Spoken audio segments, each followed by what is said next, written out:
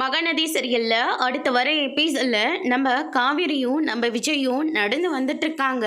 அதுக்கு அடுத்ததான் நீ ஐஸ்கிரீம் சாப்பிட்றியா அப்படின்னு சொல்லிட்டு விஜய் வந்து காவேரி கிட்ட கேட்கவும், காவேரியும் எனக்கு சாக்லேட் ஐஸ்கிரீம் தான் வேணும் அப்படின்ற மாதிரி சொல்றாங்க. சரி, நான் போய் வாங்கிட்டு வரேன் அப்படின்னு சொல்லிட்டு காவேரியை வெளியவே நிற்க வச்சுட்டு நம்ம விஜய் மட்டும் போகிறாங்க. இது எல்லாத்தையும் பசுபதி வந்து வாட்ச் பண்ணிட்டு இருக்காங்க.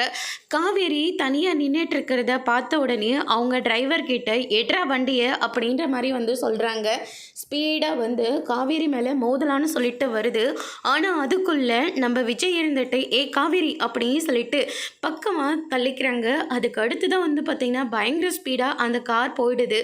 போனதுக்கப்புறமா இந்த தண்ணி குடி, பதட்டமாக இருக்கியா அப்படின்னு சொல்லிட்டு நம்ம விஜய் இருந்துட்டு காவேரியை ரிலாக்ஸ் பண்ணிட்டு இருக்காங்க. அங்கே சுற்றி இருக்கிறவங்க எல்லாருமே கார் மேலே தான் தம்பி தப்பு, என்னமோ அந்த காரு வேணும்ன்ட்டு இடிக்கிற மாதிரி தான் வந்தது அப்படின்ற மாதிரி வந்து சொல்கிறாங்க.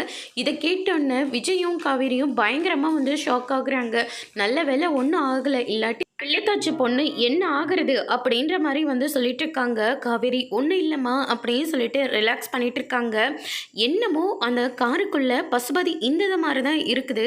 ஒருவேளை அவன்தானா, அவன் இன்னும் அடங்கலையா அப்படின்னு சொல்லிட்டு நம்ம விஜய் வந்து பயங்கரமாக கோவத்தில் இருக்காங்க. அதோட இன்னைக்கான பிரேம முடிச்சிருக்காங்க.